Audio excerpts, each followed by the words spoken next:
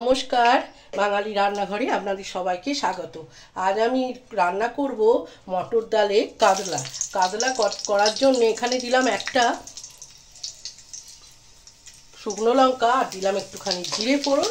আর এখন এখানে যে মশলাটা আমি করে রেখেছি, এখানে দিয়েছি জিরে, আদা, কাঁচা লঙ্কা, অল্প একটু হলুদ আর কাশ্মীরি লঙ্কা, আর কিচ্ছু না। এর মধ্যে একটা আমি পেস্ট করে রেখেছিলাম, এটা আমি এখন এর মধ্যে দিয়ে দিলাম।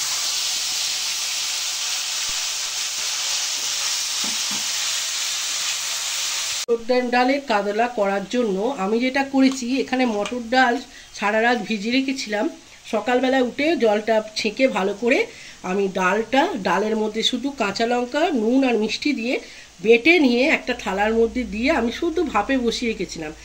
কোনো শেপ না যে ঠিকঠাক একদম চৌকো চৌকো হবে সেরকম না, এই রকম গুঁড়ো গুঁড়ো এরকম শেপে সমস্তগুলো এসে গেছে। কাতলা করার জন্য এটাই ঠিকঠাক, যেন যেরকমভাবে হোক ডালটা যেন একটু ভাপানো হয়, এইভাবে আমি করে রেখেছি। এখন এখানে মশলাটা আমার আরেকটু কষানো হবে। মশলাটা আমার কষানো হয়ে গেছে। আমি এখানে প্রায় 6 চামচ মতো দইটা একটু বেশি লাগে, এটা আমি এর মধ্যে দিয়ে দিলাম। আর এখানে দেব পরিমাণ মতো লবণ। ডাল মাটা যে আমি ভাপে করেছি ওর মধ্যেও আমার লবণ আর চিনি দেওয়া আছে, সেই জন্যে আমাকে রান্নার সময় একটু লবণটা ঠিক মতন দিতে হবে। দিয়ে আমি আরও কিছুক্ষণ আমি এটাকে কষাবো। মশলা আমার সম্পূর্ণ কষানো হয়ে গেছে। এখন আমি নর্মাল জল দেব, আর দেব ডালের ওই ভাপাটা, যেটা আমি ভাপিয়ে রেখেছিলাম সেটা এখন এর মধ্যে দিয়ে দিলাম।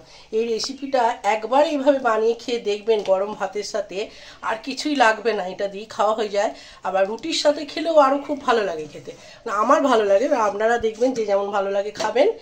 আর যদি ভালো লাগে একটা লাইক, শেয়ার আর কমেন্টের জন্য আপনাদের কাছে অনুরোধ রইল। চ্যানেলটা সাবস্ক্রাইব করবেন যাতে নতুন নতুন রেসিপিগুলো আপনাদের কাছে পৌঁছাতে পারে। আমি আর একটুখানি রেখে 5 মিনিট মতো আমি রান্না করব, তারপর এটা আমি নামিয়ে নেব। সম্পূর্ণ রেডি মটর ডাল কাতলা। একবার রেসিপিটা খেয়ে দেখবেন।